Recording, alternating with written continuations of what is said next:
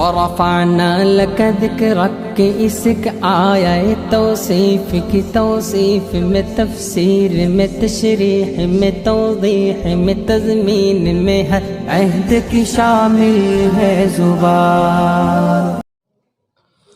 بسم اللہ الرحمن الرحیم۔ اللہم صلی علی سیدنا و مولانا محمد وعلی آل سیدنا و مولانا محمد وبارک وسلم وصلوا علیہ۔ باب مخارج الحروف وصفاتها التي يحتاج القارئ الیہا۔ یہ باب ہے حروف کے مخارج کا اور حروف کی صفات کا، کہ ان مخارج کی اور ان صفات کی قاری کو ضرورت پیش آتی ہے، حاجت ہوتی ہے، اور اس کے بغیر صفات اور حروف کے مخارج کے بغیر اس کے تلفظ ہی ٹھیک نہیں ہوتے، درست نہیں ہوتے۔ شاطبیہ کا یہ آخری باب ہے اور یہ التحسیر میں نہیں ہے، یہ ناظم رحمۃ اللہ علیہ نے اس باب کو تمام ابواب کے آخر میں بیان کیا ہے، اور باقیوں نے اس وجہ سے نہیں کیا کہ یہ مختلف فی مسئلہ ہے، اور ناظم نے بھی اس کو سب سے آخر میں بیان کیا، حتیٰ کہ باب التکبیر کے بھی بعد، کیونکہ یہ باب تجوید میں پڑھ چکے ہوتے ہیں اور یہ سب روایات کے ساتھ یہ متفق ہے، کسی ایک کے ساتھ اس کا تعلق نہیں ہے بلکہ تمام کے ساتھ ہے۔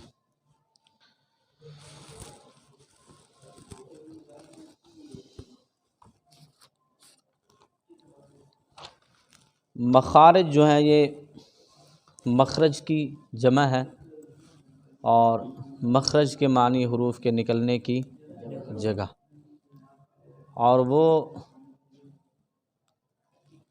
وہ جگہ ہوتی ہے کہ جہاں سے حروف ادا ہوتے ہیں۔ تفصیلاً حرف کے پیدا ہونے کی جگہ کو کہتے ہیں، جہاں سے حروف کی آواز پیدا ہوتی ہے، نکلتی ہے، اس کو کیا کہتے ہیں؟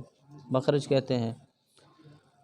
اور ادائیگی کا جو تحقیقی محسوس یا تقدیری غیر محسوس، تحقیقی اور محسوس مقام جو ہے وہ حلق، منہ اور ہونٹ ہے، اور غیر محسوس جو ہے وہ مقام جوف دہن اور خیشوم ہے۔ اور سب سے بڑی بات یہ ہے کہ یہ سارے جو حروف ہیں، جو مخرج ہیں، صفات سارے یہ منہ سے ادا ہوتی ہیں، یعنی ہم اس کو سارے کو منہ کا کہتے ہیں نا، یہ سارا چہرہ جو ہے، یعنی کہ منہ کا یہ جو ہے ہونٹ ہے، زبان ہے، یہ سب اس کو یہ منہ کا حصہ ہے نا، اس کو منہ کہتے ہیں۔ بازو سے، ٹانگوں سے، کمر سے، پسلی سے، کسی اور جگہ سے، یہ کان سے یہ حروف ادا ہوتے ہیں، نہ ہی کسی حرف کی یہ صفات ادا ہوتی ہیں۔ حروف کی بھی دو قسمیں آپ نے پڑھی تھی پہلے تجوید میں، ایک حروف معانی ہوتی ہیں اور دوسرے حروف مبانی ہوتے ہیں۔ یہاں جو مقصد ہے وہ حروف مبانی ہے، اگرچہ حروف مبانی کو حروف معانی کے ساتھ تعلق ہے کہ حروف مبانی ہوں گے تو معنی بنیں گے، حروف معانی بنیں گے وگرنہ نہیں بنیں گے۔ اور دوسرے حروف جو ہے، حروف کی جو دو قسمیں، ایک حروف اصلی ہیں اور ایک جو ہے وہ حروف فرعی ہیں۔ حروف اصلی یہ 29 ہیں بصریین کی تحقیق کے مطابق اور تمام کے نزدیک، اور شیخ مبرد کے نزدیک جو ہیں یہ 28 ہیں۔ شیخ مبرد جو ہیں وہ الف اور حمزہ کو ایک شمار کرتے ہیں، اور ان کے نزدیک یہ ہے کہ وہ کہتے ہیں کہ جو حرف ہوتا ہے نا، اس کے شروع میں اسی حرف کی آواز ہوتی ہے، اسی حرف کی کیا ہوتی ہے؟ آواز ہوتی ہے۔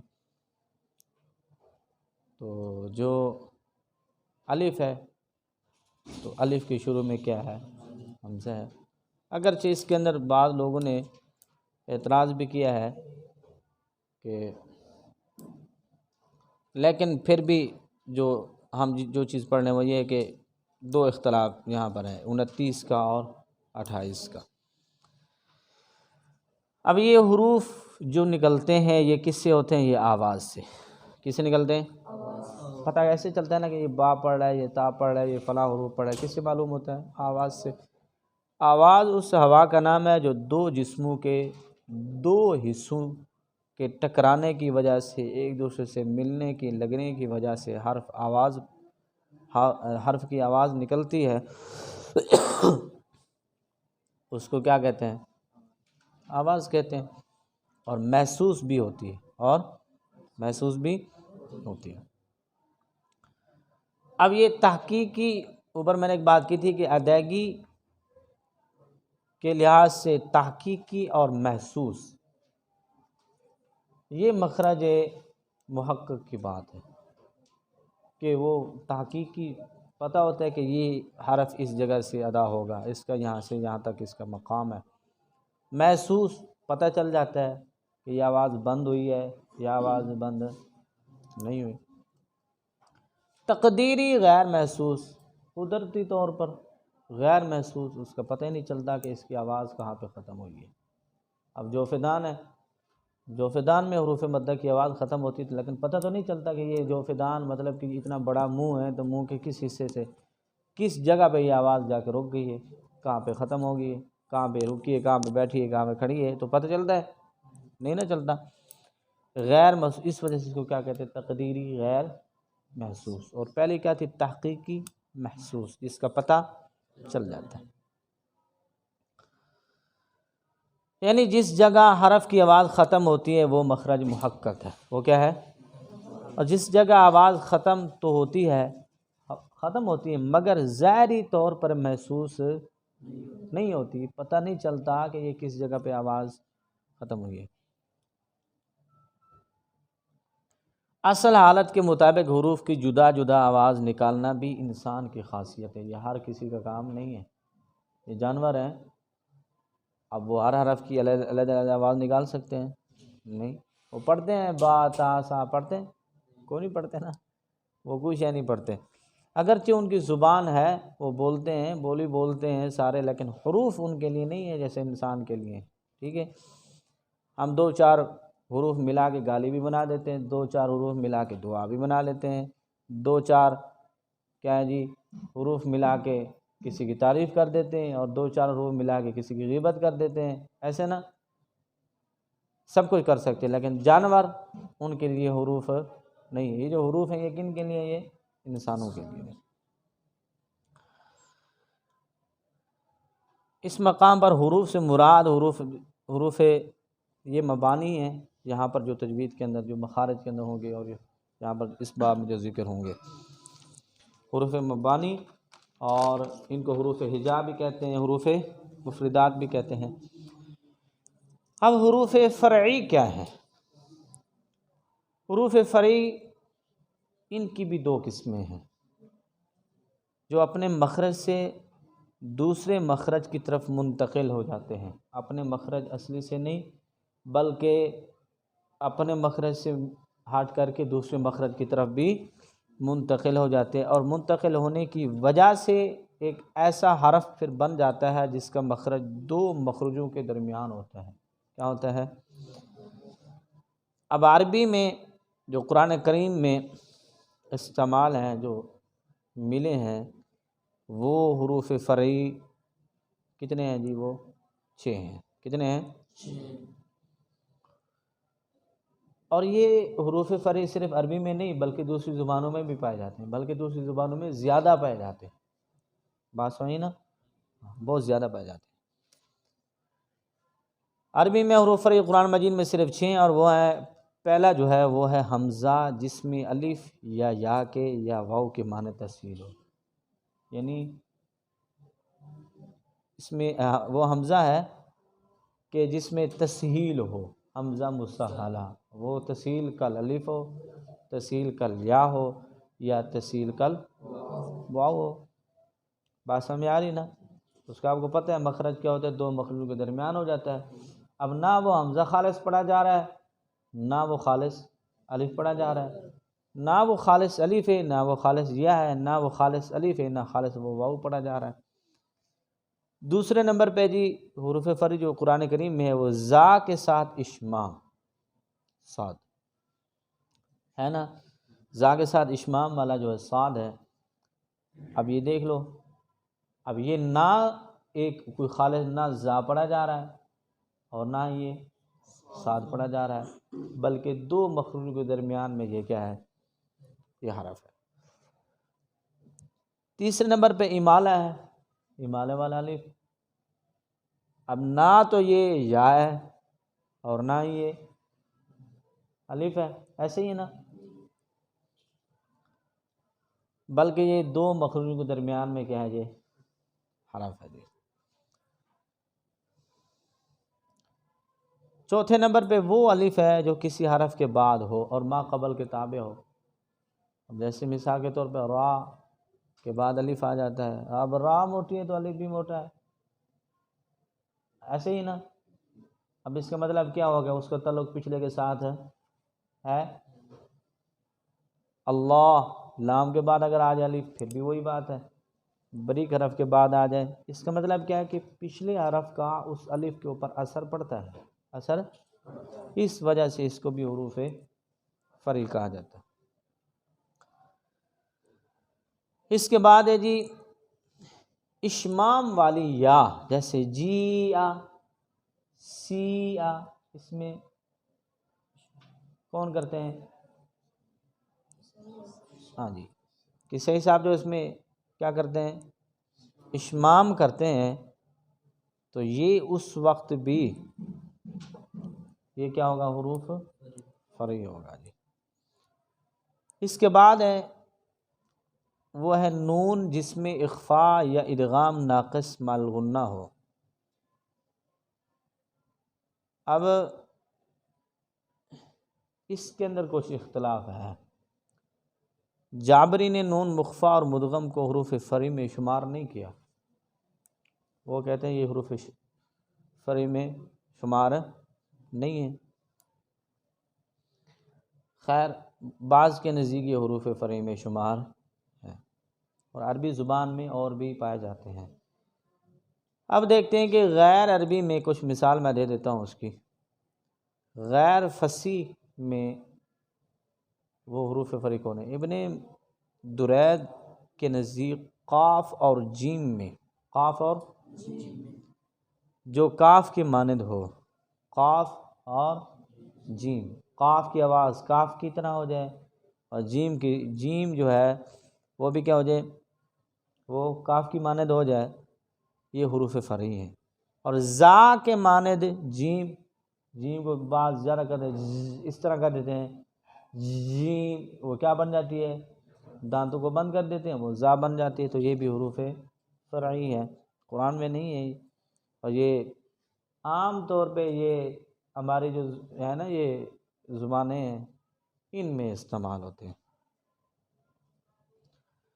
اور یا کی مانند با اور کاف کی مانند قاف، یہ سب عجمی ہیں، یہ سارے نا عام، جیسے بکری، اب دیکھو با ہے، اس میں کیا کریں گے، بکری ایسے بولتے ہیں، یہ حروف آپس میں دو حروف کے درمیان میں آ گیا، ایسے ہی نا۔ اب جیسے اور بھی بہت سارے الفاظ ہیں، سرائکی میں، پنجابی میں، اردو میں، ٹھیک ہے، ان زبانوں میں، پشتو میں، یہ بڑے بولے جاتے ہیں جو کہ ان کو کیا کہتے ہیں جی، حروف فرعی۔ اب مخارج کی تعداد ہم دیکھیں گے اور جلدی انشاءاللہ یہ سبق شروع کر دیتے ہیں۔ مخارج کی تعداد میں اختلاف ہے، خلیل اور محققین کے نزدیک علی زباع رحمہ اللہ کا بھی عمل اسی پر ہے کہ وہ 17 ہیں، مخرج کتنے ہیں، 17 ہیں، اور ان سیبوے کے نزدیک جو ہے وہ 16 ہیں، سیبوے کے نزدیک کتنے ہیں، فرا کے نزدیک جو ہیں وہ 14 مخارج ہیں، بعض کے نزدیک 29 حروف کے 29 ہی مخرج ہیں، لیکن علامہ شاطبی رحمۃ اللہ علیہ نے اپنی کتاب میں 15 مخارج بیان کیے، کتنے کیے ہیں جی، 15 مخارج بیان کیے۔ انہوں نے الف کو تو اقصی حلق میں بیان کیا ہے، لیکن باقی مخارج کو انہوں نے کیا کیا ہے، الگ الگ کیا کیا جی، شمار کیا ہے. یعنی انہوں نے اس مقام پر صرف کیا کیا جی، یہ الف جو ہے اس کو حمزہ کے ساتھ شامل کیا ہے. اور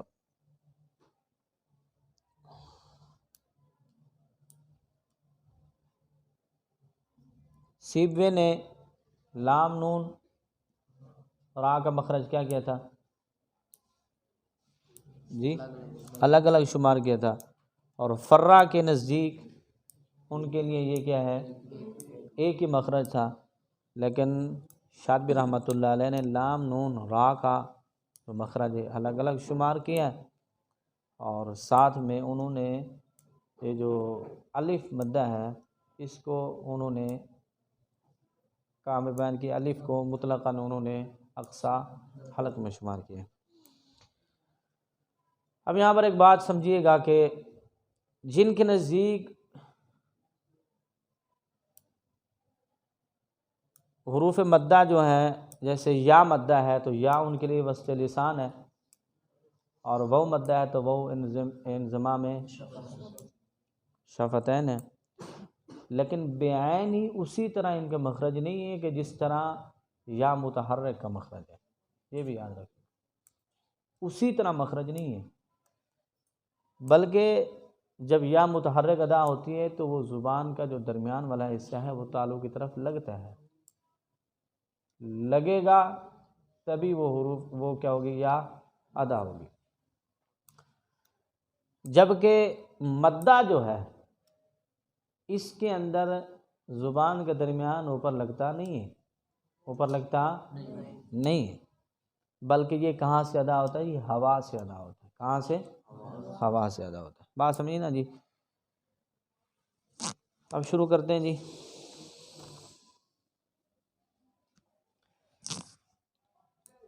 اب ناظم رحمۃ اللہ علیہ نے نا یہاں پر مخرج محقق کو بھی بیان کیا ہے، مخرج مقدر کو بھی بیان کیا ہے، لیکن یہ تفصیل آپ نے پہلے پڑھ چکی ہے، اس وجہ سے اکثر مصنفین نے بھی اور انہوں نے بھی مختصر کر کے اس کو ذکر کیا ہے.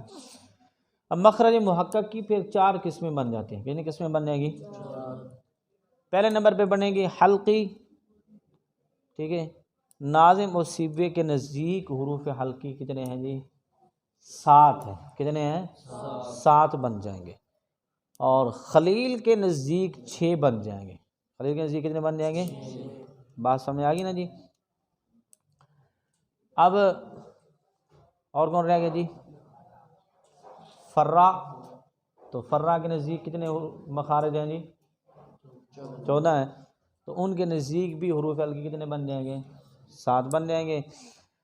اب پہلی قسم کون سی ہوگی؟ حروف حلقی کی. حروف دوسرے نمبر پہ ہے لسانی، یعنی جو حروف جو مخارج زبان سے، فمی یا منہ کے سارے حصے سے، وسطی یعنی وسط لسان سے، وسط تالو سے ادا ہوتے ہیں. یہ قاف سے لے کر صفیر تک یہ 18 حروف بنتے ہیں. کتنے حروف ہیں؟ تیسرے نمبر پہ جو ہے نا شفوی، یہ با، میم اور واو، یہ ہونٹوں سے ادا ہوتے ہیں. اور چوتھے نمبر پہ ہے دانتوں اور ہونٹ میں مشترک، اور یہ فا ہے. یہ کیا ہے؟ فا ہے. اب آپ کہیں گے کہ یہ طا دال تا ثا ذال، ثا کو ذکر نہیں کیا، تو یہ ذکر ہو چکے ہیں، کیونکہ آپ کو پتہ ہے زبان کا تعلق تو ان کے ساتھ ہے. اور جب انہوں نے فمی کہہ دیا، منہ کہہ دیا، تو منہ کے اندر سے سارے ادا ہو جاتے ہیں، سارے ہو گئے. جبکہ شفتین، شفی کو الگ شمار کیا، کو یہ تو دروازہ ہے نا منہ کا، تو یہ دروازے پر ہے. تو انہوں نے نکلتے نکلتے دروازے سے یہ حروف بھی بیان کر دیا کہ شفی سے کون سے، با میم واو ادا ہوتے ہیں. اب دانت اور ہونٹ یہ سارے مشترک تھے. یہ کیا تھے؟ فا. اب صرف دانتوں سے بھی ادا نہیں ہوتا اور صرف ہونٹوں سے بھی ادا نہیں ہو سکتا، تو اس وجہ سے انہوں نے کیا کیا، یہ بیان کر دیا کہ فا دانتوں اور ہونٹوں کے اندر یہ مشترک ہے. اس کے بعد رہ گئے مخرج مقدر. تو وہ آپ کو پتہ ہے وہ اس کی 2 قسمیں، ایک وہی جو فیدان اور دوسری خیشوم، ادا ہوتے ہیں.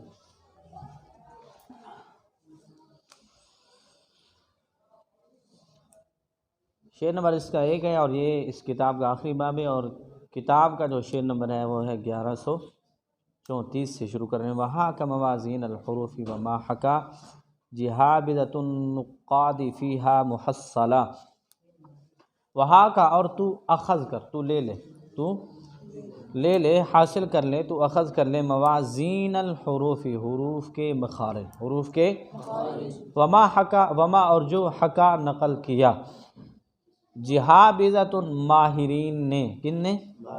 نقاد ناقدین نے، پرکھنے والوں نے، فیہا اس میں، محصلہ حاصل کیا ہوا۔ اب کہتے ہیں کہ حروف کے مخارج اور اس سلسلے میں ماہرین ناقدین فن نے جو کچھ نقل کیا اس کو بطور خلاصہ میں ذکر کرتا ہوں۔ کیا کرتے ہیں؟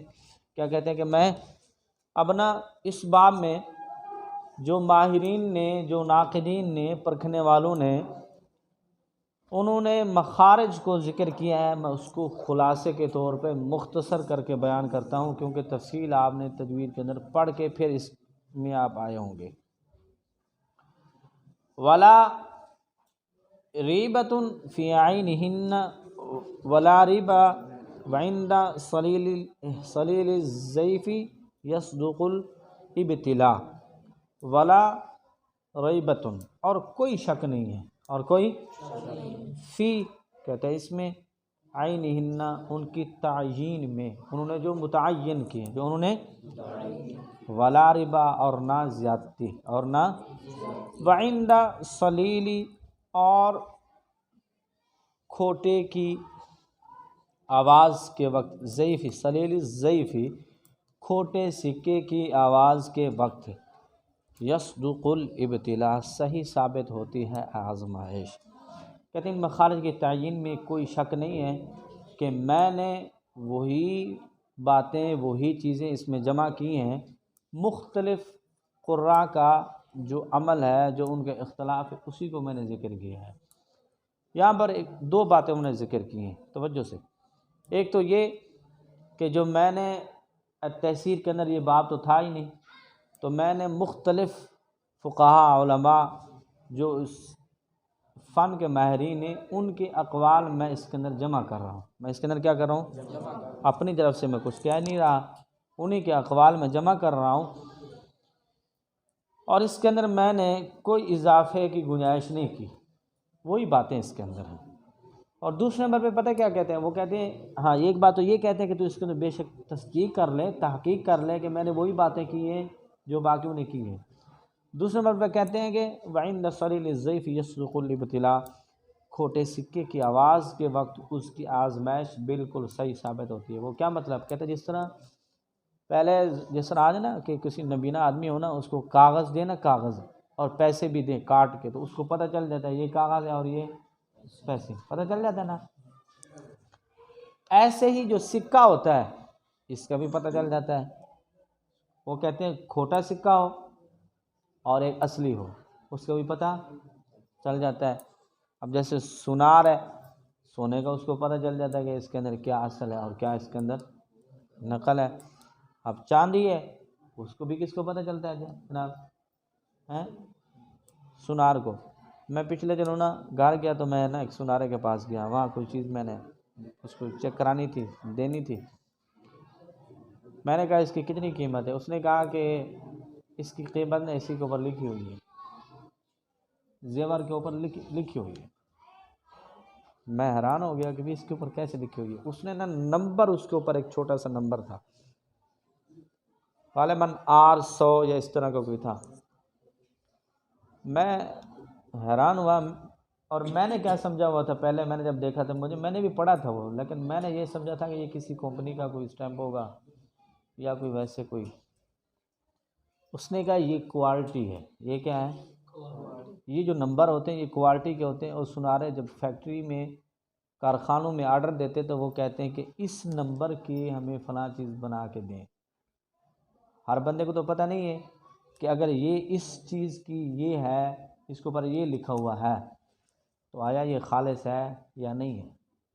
ٹھیک ہے، تو کہتے ہیں انہوں نے نا یہی کہہ دیتے ہیں۔ اور اب اس نے جب فون کیا نا، پیچھے میرے سامنے فون کیا کہ یہ فلاں چیز آئی ہوئی ہے اور اس کے اوپر نا یہ R فلاں ہے، اس کی کتنی کٹوتی ہوگی؟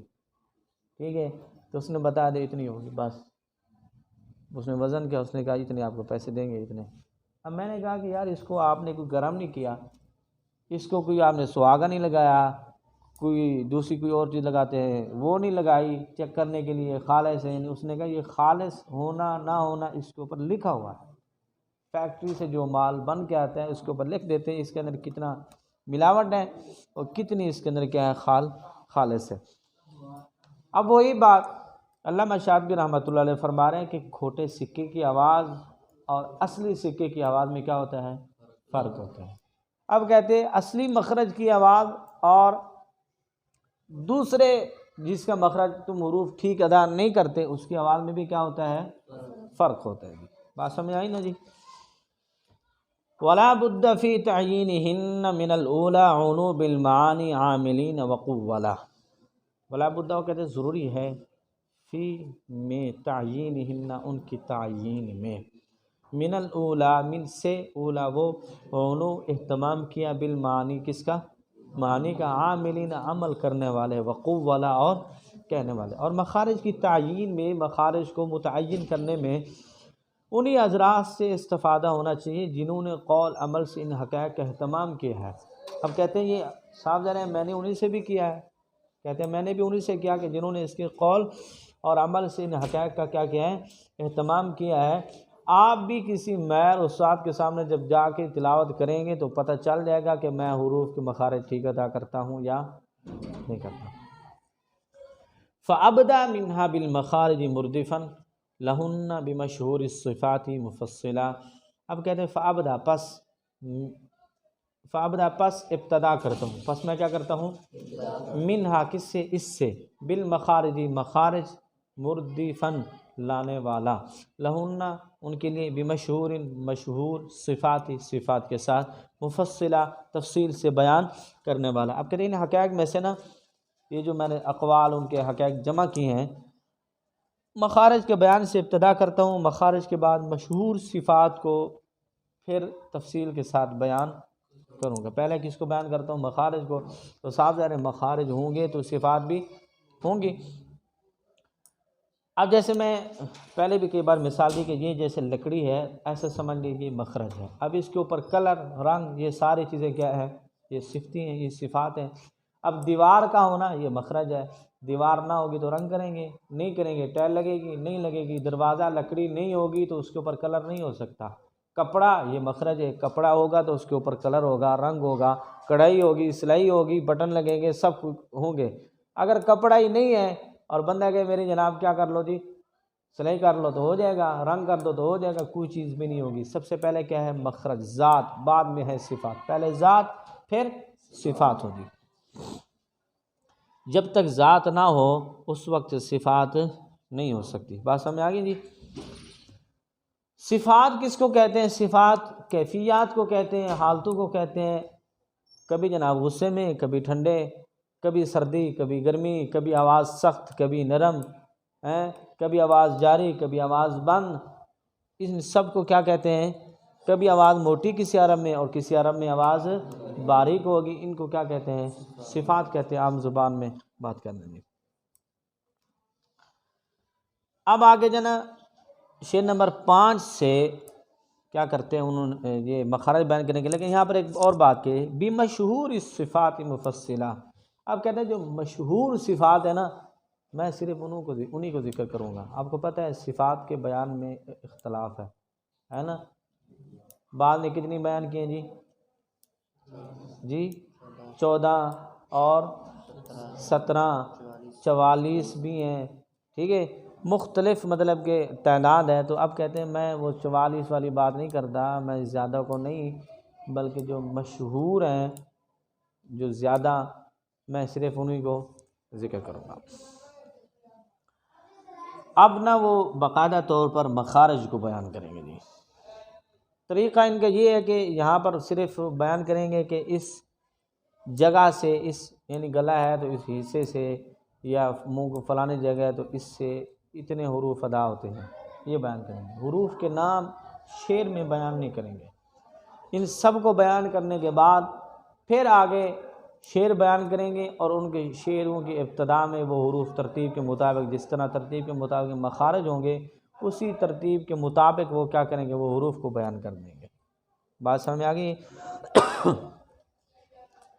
اب کہتے ہیں کہ ثلاثن، تین، ثلاثن باقصى الحلق، حلق کے اقصا میں، یعنی اقصا حلق میں 3 حروف ہیں، ایسے سمجھ لو، اقصا حلق میں 3 حروف ہیں۔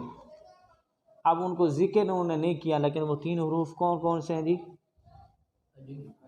ہاں جی، ہاں، الف، حمزہ اور ہاں اقصا حلق میں کتنے حروف ہو گئے؟ 3 ہو گئے۔ اب آگے کہتے ہیں وسنانی وسطہو، اور 2 حروف ہیں وسطہو، اس کے وسط حلق میں۔ اب شعر میں ان حروف کو ذکر نہیں کیا، لیکن وہ حروف کون سے؟ عین اور ہاء۔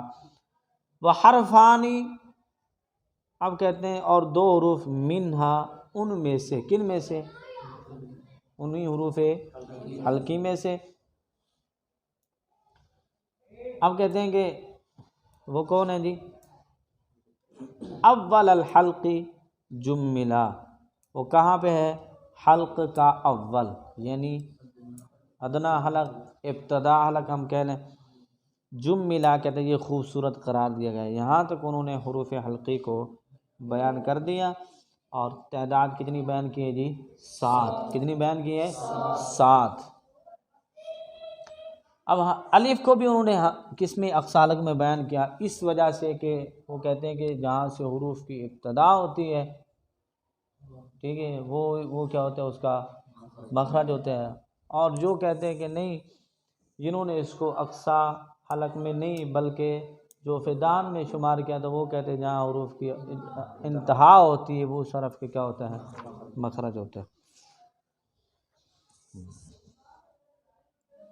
لیکن ان کے لیے بھی ابتدا کی بات تو ٹھیک ہے، لیکن پھر بھی اس حروف مدہ کی جو آواز ہوتی ہے وہ سب کے اس کے اوپر اتفاق ہے کہ وہ جب وہ مدہ ہوتے ہیں تو ان کی آواز جو ختم ہوتی ہے تو وہ کہاں پر ہوتی ہے؟ وہ ہوتی ہے اسی مقام پہ جو فیدان پہ ہے۔ بات سمجھی نا؟ ابتدا کا انتہا کا کچھ ان کا وہ کیا اختلاف ہے، لیکن اس بات پہ کسی کا اختلاف نہیں کہ ان کی آواز جو ہے منہ پہ نہیں جاتی، یعنی جو فیدان میں نہیں جاتی، اس کے اوپر کسی کا اختلاف نہیں ہے۔ خیر، وحرف لہ اقصى اللسان، اور ایک بحرف، اور ایک حرف، لہو اس کے لیے، کس کے لیے؟ اقصى اللسان، وہ ایک حرف وہ ہے جس کا مخرج، یعنی جس کا مخرج کیا ہے؟ اقصى اللسان، اور وہ کون سا ہے جی؟ قاف۔ اقصى اللسان سے کون حروف ادا ہوتا ہے؟ قاف ادا ہوتا ہے۔ وفوق، اور کہتے ہیں اس کے اوپر۔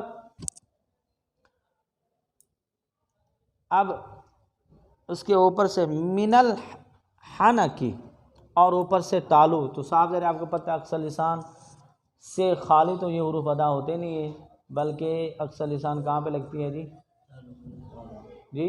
اس کے مقابل جو تالو ہے، ٹھیک ہے، جو اس کے اوپر ہے اسی سے لگتی ہے، تو یہ قاف ادا ہوتا ہے۔ اب کہتے ہیں احفظہ وحرف باسفلا،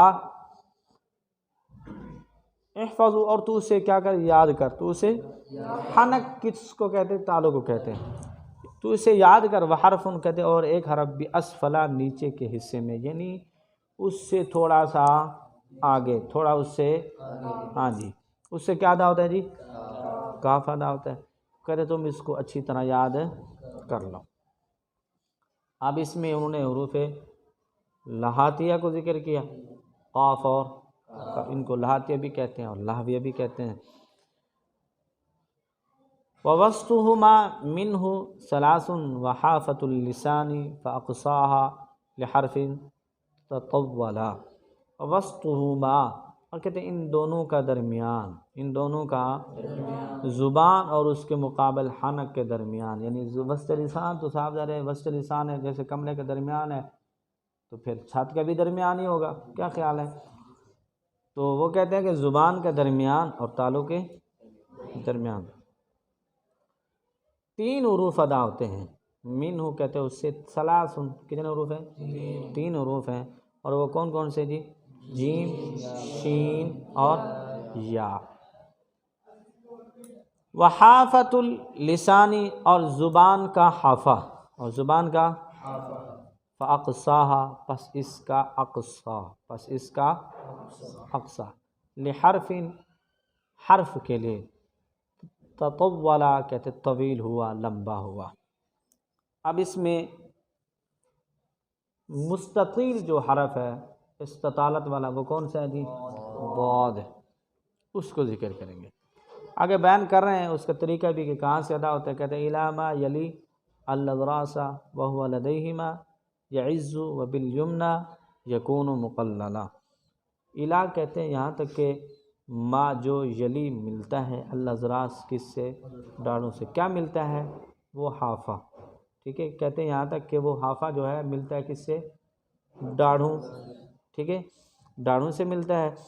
وہ کہتے ہیں وہ لدیہما ان دونوں میں، ان دونوں میں، یعزو یہ نادر ہوتا ہے، وبالیمنى اور دائیں میں، دائیں میں کیا ہوتا ہے یہ؟ یکون مقللا، اور یکون ہوتا ہے مقللا کم۔ اب کہتے ہیں دائیں طرف سے یہ کم ادا ہوتا ہے، اس کو بیان کر دیا۔ کہتے ہیں اس میں ضاد کے مخرج بیان کیا کہ اقصا حافہ جب اوپر والی ڈاڑھوں سے لگے تو کیا ادا ہوتا ہے؟ ضاد ادا ہوتا ہے۔ لیکن یہاں انہوں نے اسفل کا بھی ذکر نہیں کیا کہ نیچے والی، اور نہ مطلب کہ اوپر کا ذکر کیا، تخصیص نہیں کی، تو یہ شہرت کی بنا پر، ٹھیک ہے، اس وجہ سے اس کو۔ اور دوسرے نمبر پہ یہ بھی بیان کر دیا کہ دائنی طرف سے یہ کم ادا ہوتا ہے، اس کا مطلب ہے کہ ہو جاتا ہے لیکن ہوتا کم ہے، مشکل ہے، تو بائیں طرف سے یہ کیا ہو گیا جی؟ آسان ہے۔ اور حضرت فاروق اعظم رضی اللہ تعالیٰ کے بارے میں بھی آتا ہے کہ آپ دونوں سائڈ سے ادا کر سکتے تھے۔ اور میں نے ایک جگہ یہ بھی پڑھا کہ حضور صلی اللہ علیہ وسلم اور حضرت علی المرتضیٰ رضی اللہ تعالیٰ عنہ بھی دونوں سائڈ سے ادا کرتے تھے، اور بھی حضرات ہوں گے، ایسی بات نہیں ہے، ادا کر لیتے ہوں گے۔ وحرف بأدناها إلى منتهاه قد يلل حنك الأعلى ودونه ذو ولا۔ اب پچھلے شعر میں انہوں نے ضاد کا مخرج بیان کیا تو آپ کو پتہ ہے یہ اصعب الحرف ہے، یہ مشکل ترین حرف ہے، ضاد اس کو ادا کرنا نہایت ہی مشکل ہے، ٹھیک ہے۔ باقی اور سب سے بڑا لمبا مخرج بھی اسی حرف کا ہے، ٹھیک ہے، جس کے اندر درازگی ہوتی ہے، اور اس کے اندر درازگی صفت میں نہیں، کس میں ہوتی ہے جی؟ وحرف بأدنا، اور ایک حرف بأدناها اس کے قریب میں، کس کے قریب میں جی؟ ادنا حافہ سے، کسے؟ الا منتہا، اس کی انتہا تک، یعنی ادنا حافہ جو ہے یہ کس کا مخرج ہے جی؟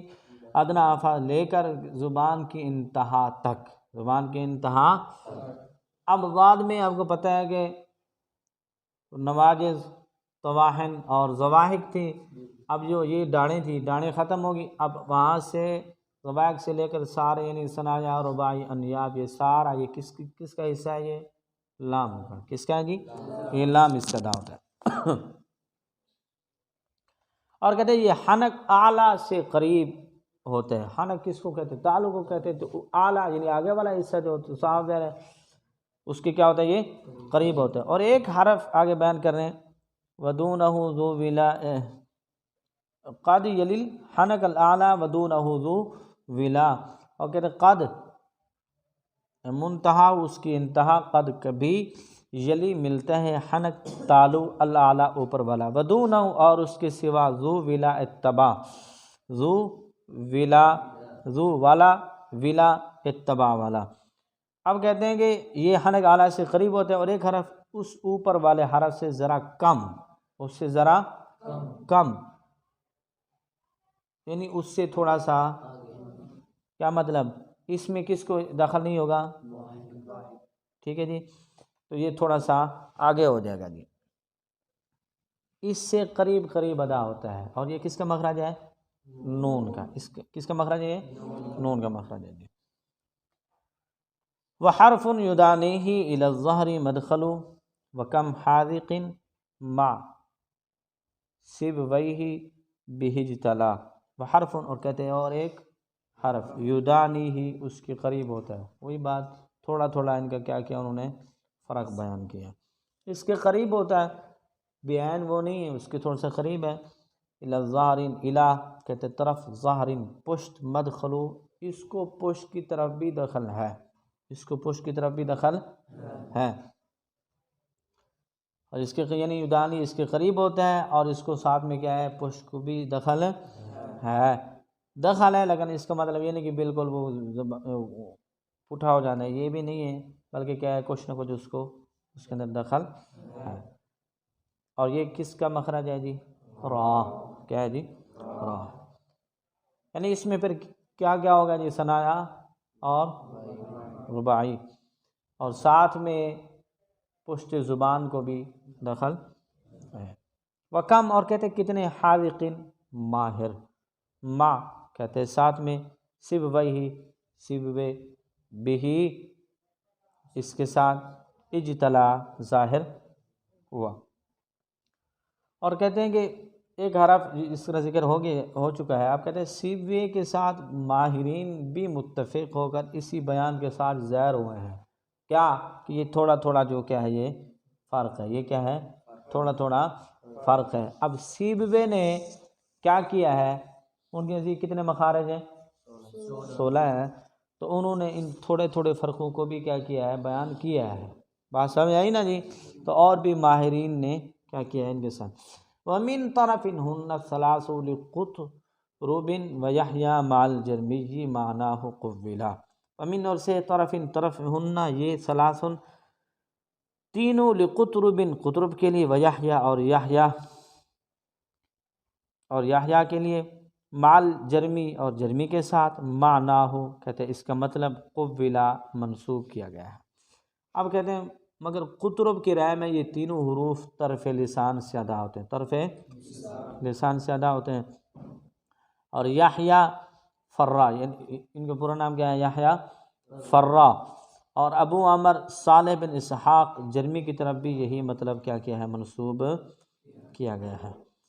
اب کہتے ہیں کہ ان کے لیے جیسے فرا کے نزدیک ایک ہی مخرج ہے، ایسے ہی نا لام نون را کا انہیں فرق نہیں، بس وہ کہتے ہیں یہ اس کی زبان کی طرف سے، زبان کے کنارے سے بس ادا ہوتے ہیں، مطلق انہیں ذکر کر دیا. اور آگے تخصیص انہوں نے اس کی کیا کی ہے، نہیں کی، فرق کو بیان کیا نہیں ہے. جبکہ سیبوے نے اور باقیوں نے اس کے فرق کو کیا کیا، الگ الگ شمار کیا ہے. ومن، اور کہتے ہیں اس سے، ومن اور سے، علیا ثنایا، یعنی ثنایا علیا سے، اس سے، اور طرف لسان سے. صاف ظاہر ہے زبان کا تعلق تو اس کے ساتھ ہے، ٹھیک ہے. زبان سے اور ثنایا علیا سے 3 حروف ادا ہوتے ہیں. ثلاثتن، وہ کون سے ہیں جی؟ طا دال تا، یعنی زبان نوک کہاں پہ لگتی ہے؟ ثنایا علیا کی جڑوں سے لگتی ہے، تو طا دال اور تا ادا ہوتے ہیں. شعر میں ذکر نہیں کیا انہوں نے. ومن، اور کہتے ہیں اس سے، کس سے؟ طرف لسان یعنی زبان کا کنارہ بھی وہی بات ہے، تو نوک بھی کہیں تو وہی بات ہے. ومن، اور کہتے ہیں اطرافہما، اور اطرافہما اس کے سرے سے، اس کے مثلہا ان کے مثل، جس طرح وہ پہلے حروف ادا ہوئے نا، انجلا ظاہر ہوئے. اور کہتے ہیں طرف لسان اور اطراف ثنایا علیہ، یعنی ثنایا علیہ کے کناروں سے، ٹھیک ہے. 3 حروف جس طرح پچھلے اس شعر کے پہلے مصرع میں ذکر ہوئے ہیں کہ وہ 3 حروف ادا ہوئے ہیں، تو یہاں پر بھی 3 ہی حروف زیر ہوئے ہیں، ادا ہوئے ہیں. وہ کون سے ہیں؟ ضا ذال تا. طا دال تا کو حروف نطعیہ کہتے ہیں، اور ان 3 حروف ضا ذال تا کو حروف لثویہ یا لثویہ بھی کہتے ہیں. ومن، اور کہتے ہیں اس سے، ومن بین الثنایا، اور ومن، اور سے، بین الثنایا ثنایا کے درمیان، ثنایا کے ثلاثتن 3، اور کہتے ہیں طرف لسان، ٹھیک ہے. ومن جو کس کی طرف ہے؟ اطرافہما، یعنی طرف لسان. اور ثنایا ومن بین الثنایا، اور ثنایا علیہ کے درمیان سے، ثنایا علیہ کے 3 حروف ادا ہوتے ہیں، وہ کون سے ہیں جی؟ زا سین صاد، زا سین صاد۔ اگرچہ ان کا تعلق آپ کو پتہ ہے کن کے ساتھ ہے جی؟ ثنایا سفلا کے ساتھ بھی ہے نا، ٹھیک ہے، ہاں جی۔ وحرف، اور کہتے ایک حرف، من اطراف الثنایا ہی العلا، کہتے اور ایک حرف من سے اطراف الثنایا، ثنایا کے سروں سے، ثنایا کے ہیا، کہتے ہیں یہ علا علیا، اور کہتے ایک حرف ایسا بھی ہے جو ثنایا علیا کے اطراف سے کیا ہوتا ہے جی؟ ادا ہوتا ہے، اور وہ کون سا ہے جی؟ فا، یعنی صاف ظاہر ہے ثنایا علیا کے کیا ہوں گے؟ کنارے، اور پھر نچلے ہونٹ کے کیا ہوں گے؟ آگے بیان کریں گے، ومیم باطن السفلا، اور کہو کہ ایک حرف دونوں ہونٹوں میں سے نیچے والے ہونٹ کے باطن سے ادا ہوتا ہے، وہی، ٹھیک ہے، یعنی پچھلے شعر میں ذکر کیا کس کا؟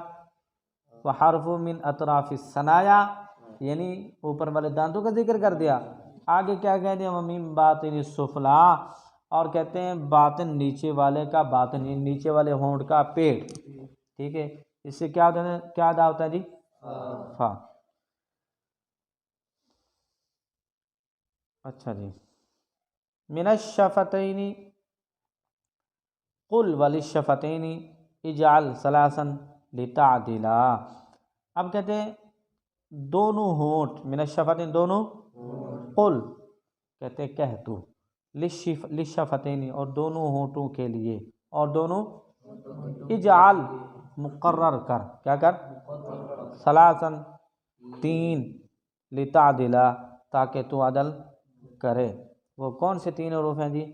واو، با اور میم، ٹھیک ہے جی۔ تو کہتے تم انصاف کرو کہ یہ دونوں ہونٹوں کے لیے با، میم اور واو ہیں، تو لیکن ان کے انہوں نے تخصیص نہیں کی، جیسے با کیا ہوتا ہے؟ اطباق شفتین سے، اور میم بھی اطباق شفتین سے ادا ہوتا ہے، لیکن ان میں کیا فرق ہے؟ وہ کیا ہے؟ ایک طری سے خشکی سے ادا ہوتا ہے، اور واو ہے وہ انضمام شفتین سے ادا ہوتا ہے۔ چلیں جی، کل سے جو اگلے شعر میں ذکر کریں گے ان حروف کے جو ہے، یہ جو بیان کیے نا مخارج، ان کے حروف، ٹھیک ہے جی، چلو۔